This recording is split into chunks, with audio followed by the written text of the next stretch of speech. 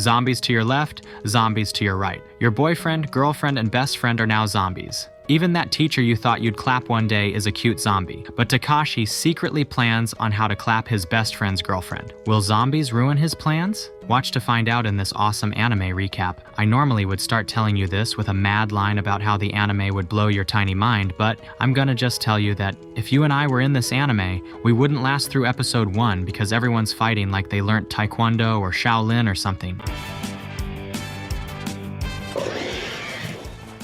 I'll peek at the one time someone's front assets were used as a table for a sniper. Let's just go into this. Takashi Komuro, doing what any heartbroken high schooler might do, was skipping class, stewing in his misery. He'd just been dumped by Rei Miyamoto, his childhood crush, because life thought it would be funny to have her fall for his friend, Hisashi Igu. Oh, and to make things worse, both Rei and Hisashi had been held back a year, which probably wasn't helping anyone's mood. To top it off, Saya Takagi, the class know-it-all with a secret crush on Takashi, decided now was the perfect time to tell him he was an idiot for skipping class. She had a whole lecture lined up about how he was wasting his time moping around, but when her words slid right off him like water on a waxed car, she gave up and stormed off, leaving Takashi alone with his sulking. That's when things started getting strange. A noise caught his attention from the gates below. A man, repeatedly slamming into the metal like he was glitching in a video game. The gym teachers arrived looking all heroic, ready to boot the guy off the premises. Except that didn't go quite as planned.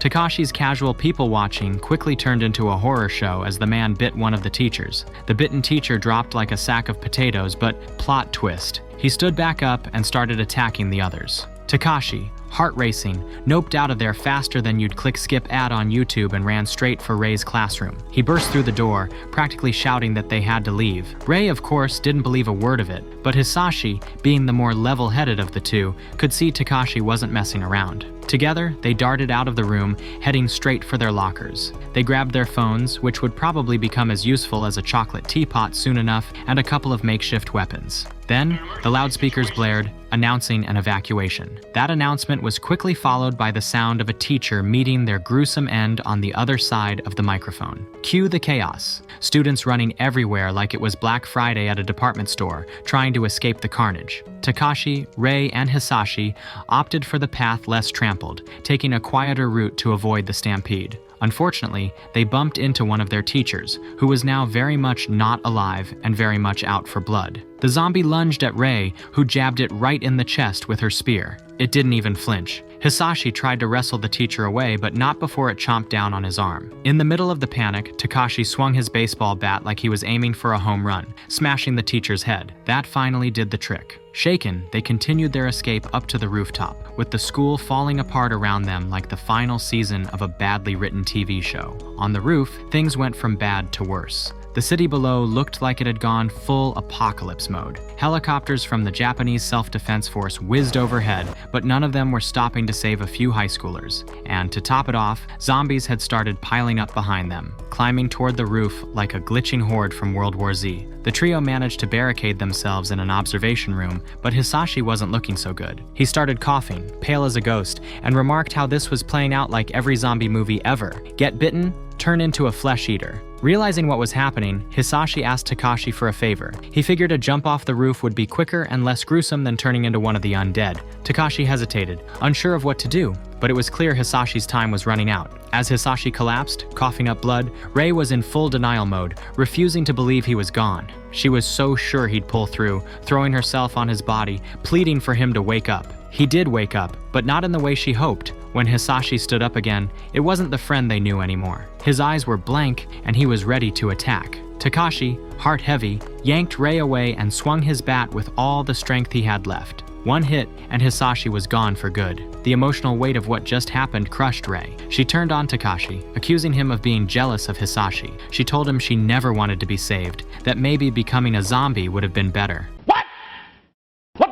Takashi, emotionally drained and unsure what to say, turned and began climbing over the barricade, ready to leave her behind. But just as he did, Rei grabbed his hand, sobbing and apologizing, begging him to stay. The school was descending into chaos faster than the Wi-Fi on exam day. Students were running around like headless chickens. trying to escape, only to make things worse by spreading the outbreak even faster. It was a disaster in the making, but not everyone was freaking out. Saya Takagi, the school's self-proclaimed genius, knew better than to follow the crowd. Following the herd, especially this chaotic one, was a surefire way to get yourself bitten, infected, or worse, dead. Instead, she stayed back, watching the madness unfold while rolling her eyes like someone who had already seen too many zombie movies. But Saya wasn't going to just stand there and wait to become a snack. She had a plan. With Kuda Hirano, the resident chubby nerd, she decided to make her way to the technology room. If there was anywhere they could find something useful, it would be there. Besides, Kuda was the perfect sidekick for this situation,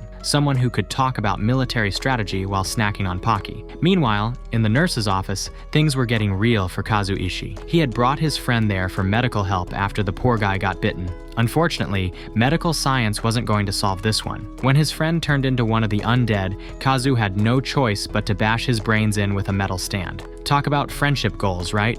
The nurse, Dr. Shizuka Marikawa, was still trying to piece everything together, grabbing supplies like she was preparing for a very unfortunate road trip. Just when it seemed like things couldn't get worse, more undead students burst in. Kazu tried to protect the doctor, but ended up on the wrong end of a zombie buffet. Then, like something out of a superhero movie, Saiko Busujima arrived. With a wooden practice katana, she made quick work of the zombies, slicing them down with the elegance of someone who probably listens to lo-fi beats while reading samurai history. After the carnage, she reminded Kazu what happens to those who get bitten, and he agreed to let her end things before he turned. Over in the technology room, Kuda was about to level up. He wasn't just any nerd, he was a gun otaku, and it was time to show his skills. He found what he needed to make a weapon, a gas-powered nail gun. But since aiming with it was like trying to hit a dartboard blindfolded, he MacGyvered a hilt and sight out of wood. That's right, he turned a nail gun into a DIY zombie killing machine. Just in time too, because the undead broke through the doors and made a beeline for Saya.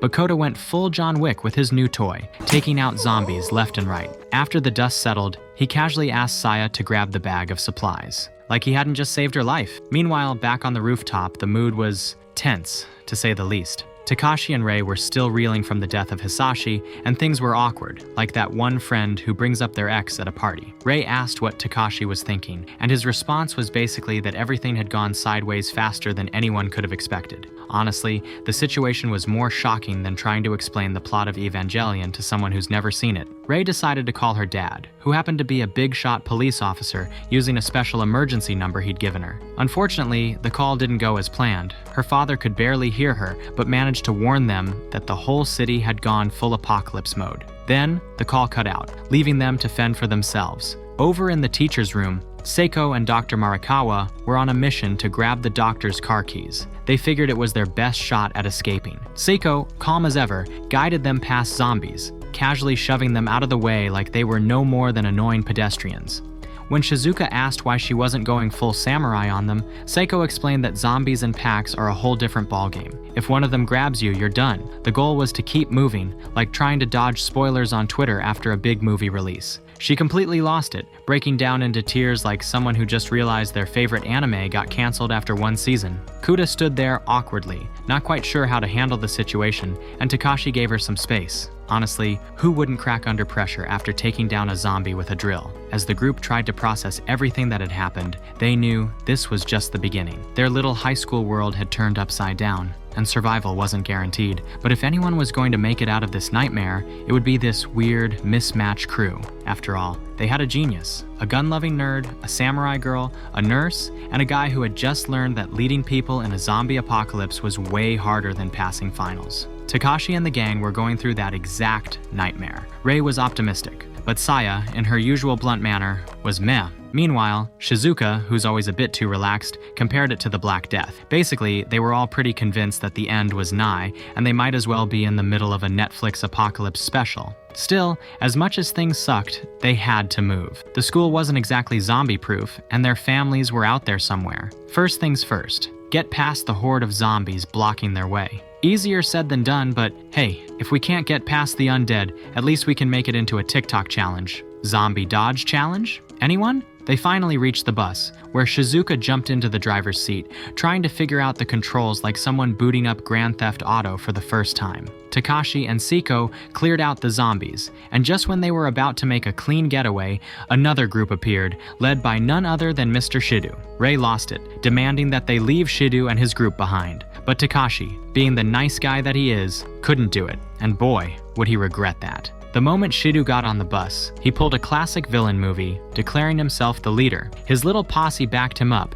and that was the last straw for Rei. She jumped off the bus like someone quitting a group project midway. Takashi, of course, followed her, because what's an apocalyptic scenario without some drama? Rei, still fuming, threw an "I told you so" at Takashi's face. But before they could argue further, a bus full of zombies came barreling down the road, crashing spectacularly like it was part of a Fast and Furious stunt gone wrong. The flaming bus flipped, zombies spilled out, and Takashi and Rei ran for their lives into a tunnel. It was like dodging flaming zombies in Dark Souls, except much messier. Takashi managed to yell at Seiko, telling her they'd meet up at the police station at 7 p.m. After narrowly escaping the burning chaos, they finally made it out of the tunnel. But of course, in true Murphy's Law fashion, a zombie in a motorcycle helmet jumped Takashi, nearly biting him. Fortunately, that helmet turned out to be more useful than it looked. As Takashi wrestled with the zombie, Rei grabbed a paving slab and knocked it out, in what could only be described as the weirdest WWE match ever. Takashi and Rei rolled into the city on their newly borrowed motorcycle, and honestly, things looked about as bad as they could. Zombies were everywhere, shuffling around like a glitchy NPC in a video game. Every move Takashi and Rei made was followed by a few curious undead. Rei, still holding on to a shred of hope, wondered if someone would come to save them, but Takashi, ever the downer, had no such illusions. In his mind, they were on their own. No hero coming to rescue them like in My Hero Academia. That did not sit well with Rei. She hated that he was so negative, like the glass wasn't even half full with him. It didn't exist at all. Takashi argued he was just being realistic, but it only added fuel to her fiery temper. Either way, they sped off as more zombies started their slow-motion pursuit. This morning, they were probably worried about exams, and now it was just a question of who had the worst luck not getting bitten yet. They came across a police car, and for a moment, hope flickered. Maybe there was help on the way. Nope. Turns out the car was flattened by a garbage truck, and the officers inside... well, let's just say they weren't going to be giving out any tickets. Rei checked the scene and found a revolver and some handcuffs, but the second gun was busted. Still, they had more bullets, even if they were blood-covered and gross. It seemed like Rei was finally starting to accept that this wasn't a bad dream. This was the new normal. Every time they stopped, more zombies showed up, like that one annoying party guest who refuses to leave. Eventually, they had no choice but to pull into a gas station. As they roared down the street, Takashi couldn't help but comment that situations like that would probably become a regular thing. People were going to start losing it, if they hadn't already. Rei didn't want to believe it, but after a brief moment of silence, she leaned into him and sighed, gripping him a little tighter. It was a harsh reality, but one she couldn't deny anymore. The world had gone nuts, and now it was every person for themselves. The pair kept riding through the night, dodging zombies and weaving through wrecked cars, with the occasional flaming building in the distance providing an eerie backdrop. At one point, they crossed a bridge, and for a split second, they were spotted by a military helicopter that buzzed overhead. Takashi gave a quick wave, but it was gone as quickly as it appeared. Maybe they weren't alone after all, but it wasn't like the military was handing out free rides. Still, knowing that someone else was alive out there, even for a moment, gave them a bit of hope. So, picture this. Kansai International Airport. It's on some fancy artificial island, and it's supposed to be a beacon of hope for the survivors. But nah!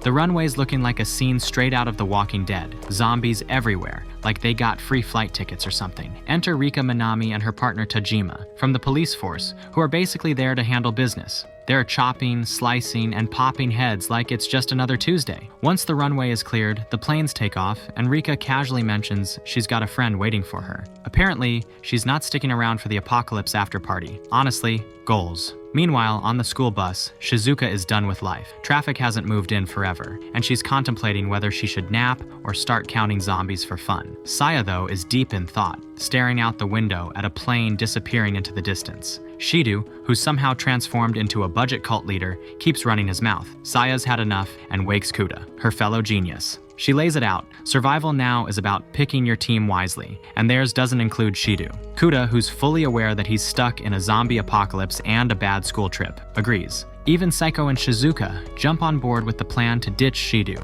and Shizuka, in a rare moment of sass, calls him a straight-up douche. You know it's bad when the nurse is throwing shade. Of course, Shido, being the egotistical drama queen that he is, catches wind of their little rebellion and questions their intentions. Saya steps up like she's about to drop a diss track, telling him they're out, and this isn't some field trip where he gets to play leader. But Shido refuses to let Shizuka leave, because apparently, having a doctor around is more crucial to his little band of misfits than common sense. Kota, who's had just about enough of Shido's nonsense, steps up and calmly pulls out his trusty nail gun and fires a shot that barely misses Shido's cheek. With the precision of a sniper and the attitude of a guy who's been bullied one too many times, he tells Shido he missed on purpose. Saiko, of course, notices Kuta's sudden level up and even comments on how manly he's acting. Kuta's practically blushing, but there's no time to dwell. Everyone makes a swift exit. Now back with Takashi and Rei, who are cruising through the city on their bike like they're in some Fast and Furious spin-off. They've got zombies in the rearview mirror and no plan in sight, which is just par for the course at this point. After dodging a group of crazies attacking anything that moves,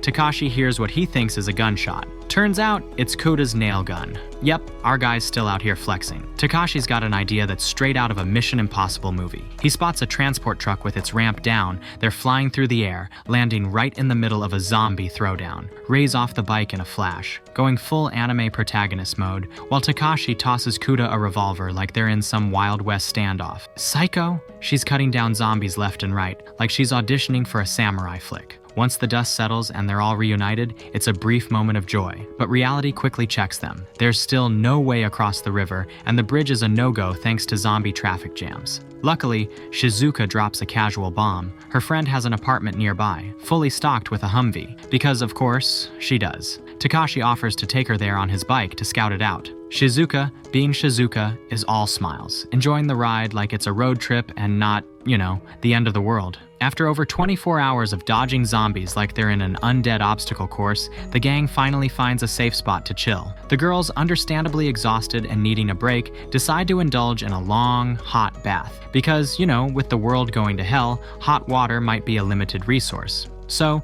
they all pile in together, leaving Takashi and Kota to explore their temporary sanctuary. It doesn't take long for Takashi and Kota to stumble upon a cabinet stocked with ammo and a crossbow. Right next to it is another cabinet that's locked. Naturally, curiosity gets the better of them. They start working on breaking the lock, and amidst their efforts, they hear shrill squeals and giggles coming from the bathroom. Kota, ever the opportunist, suggests they should check it out, but Takashi, with the wisdom of 1,000 memes, says he'd prefer staying alive. They agree that not dying is the better plan and return to their lock-breaking mission. When the lock finally gives way, Kota's eyes nearly pop out of his head. Inside are weapons that are more illegal in Japan than a Fortnite dance at a wedding. These aren't your run-of-the-mill police gear. Kota asks Takashi to help him load the magazines and mentions his experience. Turns out, Kota's been to the US and trained with a former Delta Force commander. Takashi's relieved to know they've got a guy who's got a bit of Call of Duty experience on their side. Back at the apartment, Takashi and Kota are glued to the TV, watching this mess unfold. Just when they think things can't get weirder, Shizuka, freshly out of the bath, wraps her arms around Takashi and plants a kiss on his cheek. She's rocking nothing but a towel that seems barely able to contain her. Clearly, she's either a bit tipsy or just overheated from the bath, and Takashi has to help her downstairs before she face plants into sleep. As Takashi's heading back upstairs, Rei catches him on the stairs, implying she might be interrupting something. Talk about bad timing. Once Shizuka's tucked into bed, Takashi heads to the kitchen for some food. When he emerges from the fridge, he nearly has a heart attack. Seiko is in the kitchen, wearing nothing but a thong and an apron. She explains that her laundry's still in the wash, so this is her new uniform. She thanks Takashi for keeping everyone safe and casually mentions she prefers to be called by her first name. Seiko strolls up and gives Takashi a reality check. She reminds him that they just can't save everyone. Harsh, but true. There's no way their little group is taking on an entire street full of zombies. It's like trying to fight an army of Gokus with a plastic spoon. Takashi's bummed, but deep down, he knows she's right. They're just watching a full-on massacre unfold below them, and There's nothing they can do except stay safe. At some point, Takashi's seen enough carnage and hands the binoculars to Kota, ready to take a break from the chaos. But then, Kota spots something heartbreaking. A man and his little daughter are running for safety, but every door they knock on gets slammed in their faces. Finally, they reach a house with the lights on. Desperate, the father begs for them to let his daughter in. At first, it looks like the door's going to open, but nope. A spear suddenly jabs through, taking the dad out like he's in the wrong episode of Attack on Titan. The poor guy falls back, the little girl crying at his side as he tells her to hide. Of course, her sobbing attracts the zombies. And just when you think all hope is lost, bang! Zombies start dropping one by one. Kuta calls Takashi, saying they've got to save the kid. Takashi rushes inside to grab reinforcements. Rei and Saiko, armed and ready, Takashi jumps on his bike, weaving through zombies like he's in some kind of death-defying obstacle race, while Kuta provides cover with his rifle. It's all going pretty smoothly until Takashi skids on a zombie corpse, sending him flying. He recovers, but now he's got a problem. Zombies are surrounding the little girl, and more are closing in. Kuta does what Kuta does best and starts popping off more headshots, giving Takashi just enough time to close the gate and get to the girl. He reassures her that her dad was a hero and even gives her a flower to put on his body, which is as sweet as it is depressing. Now they need to get out quietly without alerting more zombies, which is easier said than done when you're trying to climb a wall like you're in Naruto, but with none of the cool ninja powers. Back at the apartment, Saya and Shizuka wake up and realize things are getting serious. They quickly load up their gear in Rika's Humvee, prepping for a rescue mission. Meanwhile, Kota hurries downstairs and Shizuka, channeling her inner Vin Diesel, speeds through the zombie-infested streets like she's in the Fast and Furious Apocalypse Edition. In a dramatic twist, Saiko is standing on top of the Humvee wearing nothing but an apron and panties. As they arrive, she leaps into action, slicing through zombies left and right like she's auditioning for a crossover with Demon Slayer Takashi. Now with the little girl Alice on his back and her tiny dog tucked into his sweater, makes a running leap onto the Humvee's roof. Kuta clears the path with his shotgun, and just like that, Saiko hops back onto the Humvee and Shizuka speeds them away from the chaos. They saved the girl, they're all safe, but now there's just one small problem. They've still got to figure out how to cross the river. Their escape mission was a real winner. Sure, they had to leave Rika's fancy apartment earlier than planned, but they packed the Humvee full of supplies and hit the road. Once Takashi and little Alice were tucked safely inside, they began hunting for a way across the river. Lucky for them, the Humvee wasn't scared of a little water. They found a shallow spot and cruised right through like it was nothing. Kuta up top decided this was the perfect moment to turn the roof into a concert stage. He started singing with Alice, and let's just say, Saya wasn't exactly amused. Inside the Humvee, Rei woke up to a cozy surprise. She had been leaning on Takashi the whole time. She grinned, thinking this was a prime rom-com moment, but then realized someone else had also been using Takashi as a pillow. Time to shake things up. She woke him and Seiko, and soon enough, they were out on the other side of the river. Now if only they were dressed for the occasion. Since they left in such a rush, the group's wardrobe was all over the place. The girls whipped together outfits from whatever Shizuka had packed, creating this bizarre blend of high school uniforms and military chic. Takashi and Kota took the lead, climbing up the bank to scout the area. Once they gave the all clear, Shizuka revved the Humvee like she was in a drag race. It zoomed up the slope, with Kota practically seeing his life flash before his eyes. No zombies in sight. Things seemed quiet. Too quiet. But of course, that never lasts. Just as they turned a corner, they found a small group of zombies. So they did what any reasonable group would do. They turned away, only to find more. But just as she was about to strike, Saiko yelled, "There were wires blocking the road." Too late. Shizuka swerved, trying to avoid disaster. The Humvee skidded over zombie guts like it was on ice, and before anyone could react, Rei was thrown off the roof like she'd been catapulted into the worst trust fall ever. Takashi jumped down to help her, right as zombies swarmed them. His shotgun, as reliable as a Wi-Fi connection in a crowded cafe, kicked back so hard his aim went haywire. Then, in the middle of reloading, he dropped the ammo. Panicking, he dove for Rei's gun but found himself wrestling with the straps like he was in some sort of slapstick routine. Eventually, he ended up lying on top of her, firing desperately at the zombies closing in. Saiko, meanwhile, had jumped straight into the horde, hacking and slashing like she was auditioning for a role in Demon Slayer. Kuta provided cover fire from the Humvee, while Saya, though not exactly battle-ready, stepped in to lend a hand. But the more they fought, the more zombies appear, drawn to the noise like moths to a flame, or, like people to that one meme song everyone's tired of. It was starting to feel like a losing battle. Out of options, Takashi took the shotgun from Saya and walked toward the horde, thinking he could lure them away. Kuda tried to hand Alice over the wires to safety, but the little girl wasn't having it. She recognized that same determined look in Takashi's eyes. Saiko and Takashi went full berserker mode, smashing weapons against the ground to make as much noise as possible, hoping to distract the zombies. It worked, kind of. Some followed them, but most kept swarming the others. It was a hopeless scene, until out of nowhere, voices cut through the chaos. A group of people appeared on the far side of the wires, armed with high-powered water guns,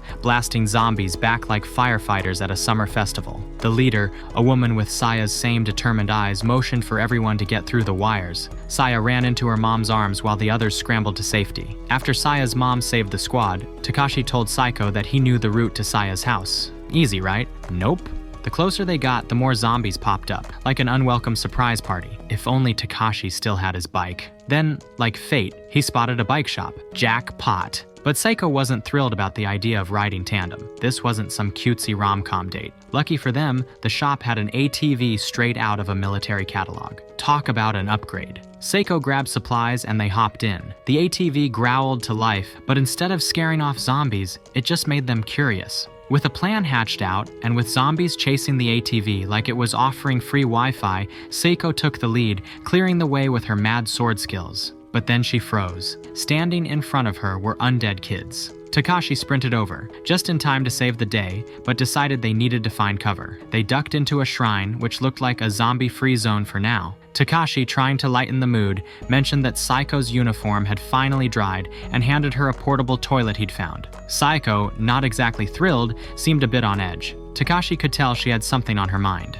Then, out of nowhere, Saiko decided to spill the tea. Turns out, she had a dark secret. 4 years ago, she was attacked on her way home from school. Instead of just defending herself with her practice sword, she kind of enjoyed it. She let the attacker get close just so she could take him down, savoring the power she felt. Takashi, trying to be the voice of reason, told her it wasn't a big deal. After all, they were all kind of turning into zombie-slaying maniacs. But Saiko thought otherwise. She believed she had always been this way, and who could love a person like that? Takashi, in classic anime hero fashion, placed his hand on hers and reassured her, his eyes locking with hers. The candlelight flickered dramatically in the background. The next morning, they emerged from the shrine to find more zombies gathering outside. Saiko froze again, even though she had a shiny new katana they found in the shrine. Takashi, refusing to let her back down, grabbed her from behind, giving her an emotional pep talk. He told her he needed her, just as she was. After a beat, she shook off her hesitation, ready to get back into action. She leapt into the zombie horde, slicing and dicing like she was starring in her own action-packed spin-off.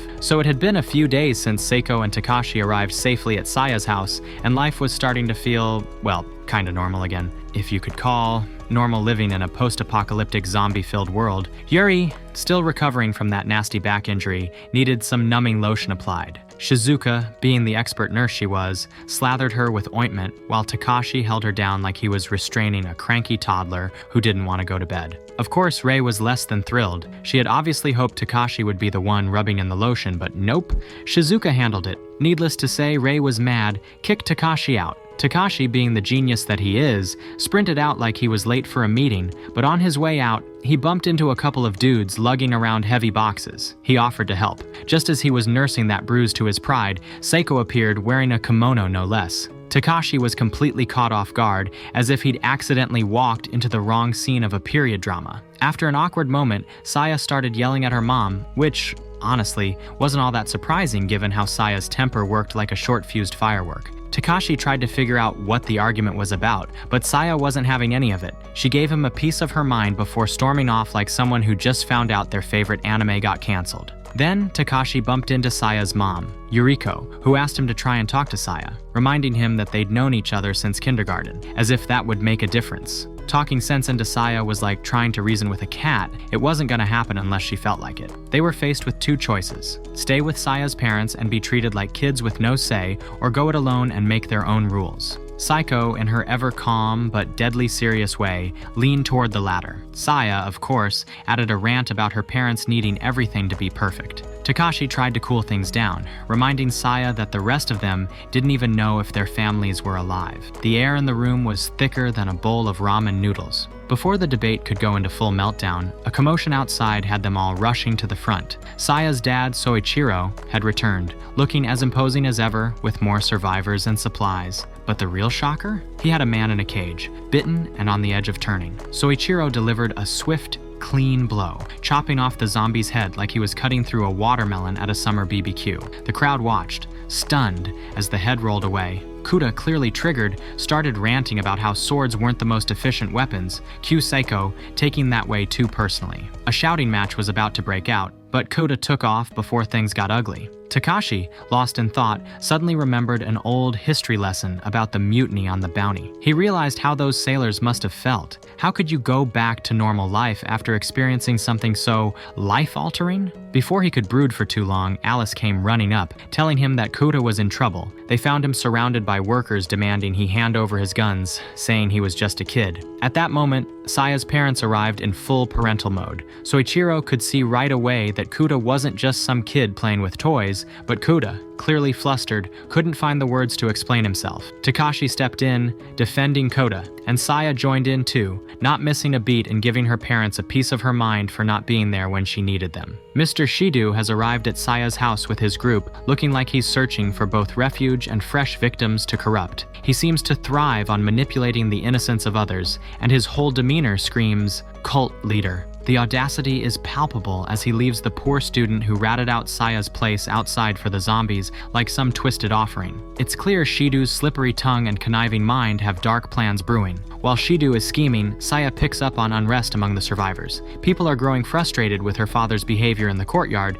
and the group's divided. Some are holding on to the belief that the infected aren't truly dead, just victims of a curable disease. They're not willing to turn into cold-blooded killers, no matter how dire the situation gets. Saya tries to reason with them, but convincing people clinging to false hope is like trying to explain the plot of Evangelion in one sentence. Impossible. Kuda, ever the supportive sidekick, appreciates Saya's effort, but also empathizes with the survivors, understanding the human tendency to ignore the harsh truth. It's not too different from how they survived high school by turning a blind eye to everything. Takashi, listening to their reasoning, finds himself impressed, and this little boost of confidence makes Saya and Kuda think maybe Takashi should lead the group. Meanwhile, Saiko meets up with Soichiro, who's ready to hand over a legendary sword. It's got the kind of backstory that makes you think this thing's seen more action than an entire season of Attack on Titan. Seiko, humble as ever, suggests the sword should go to Takashi instead. Soichiro agrees Takashi's grown a lot but warns that he's holding back, and the world isn't going to wait for him to figure things out. After talking with Seiko, Takashi goes to Soichiro and announces his plan to find his mom and Rei's parents.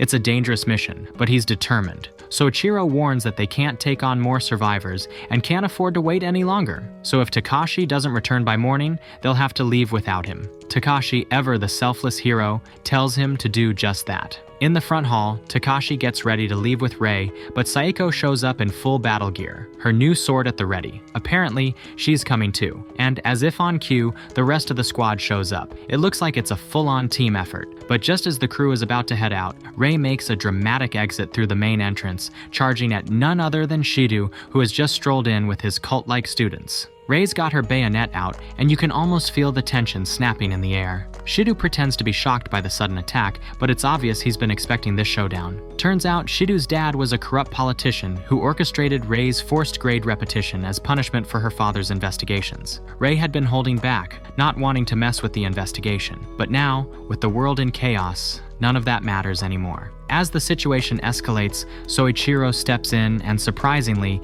gives Rei permission to kill Shidu if she wants. The ties between the two families no longer hold any weight. Takashi, always trying to do the right thing, starts to intervene, but Seiko stops him, insisting Rei needs to make her own choice. After a tense moment, Rei decides not to kill Shidu, but banishes him and his students from the Takaga residence. As Shidu's bus rolls out of the compound, a strange calm washes over Rei. It's calm before the storm, though. While the group thinks they've got a moment to breathe, the rest of the world is falling apart at breakneck speed. With the chain of command disintegrating faster than you can say apocalypse now, the United States launches a preemptive strike, sending nukes flying. Of course, the retaliation is swift, and suddenly, the skies are filled with missiles targeting cities and critical sites. But there's something even more ominous in the air. Missiles climbing higher and higher, aimed at something else. Shizuka suddenly gets this light bulb over the head moment and starts bouncing around like she just remembered where she put her phone charger after weeks of searching. She grabs Kuta's phone like it's a golden ticket,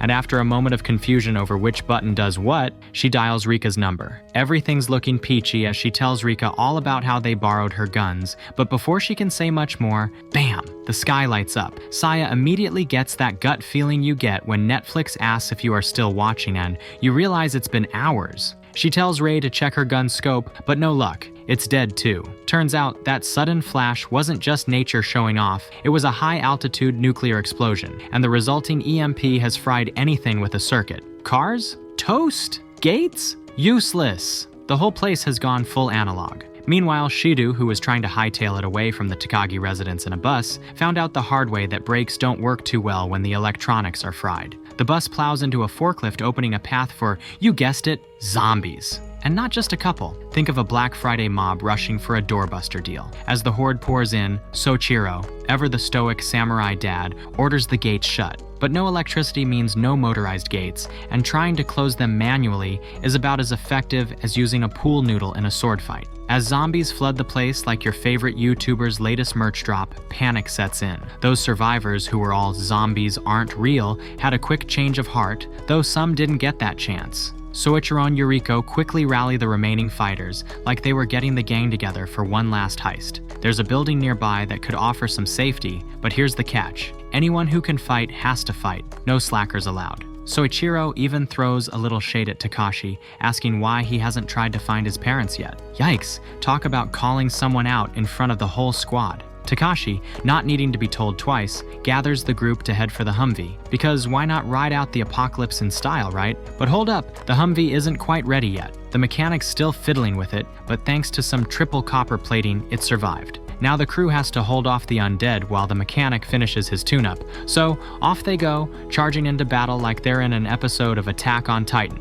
Even Saya gets her hands dirty before barking orders at Shizuka to get in the Humvee with Alice and Zeke. Once the engine roars to life, it's time. Soichiro and Yuriko, meanwhile, are in the thick of the action, looking like they stepped straight out of a samurai flick as they fend off the horde. As the Humvee speeds away, Saya looks back through the window, watching her parents as they stay behind. But they're not worried. They've trained her well, and they know she's capable. Plus, let's face it, she's got one heck of a squad with her now. It's like watching your kid leave for college, but with zombies.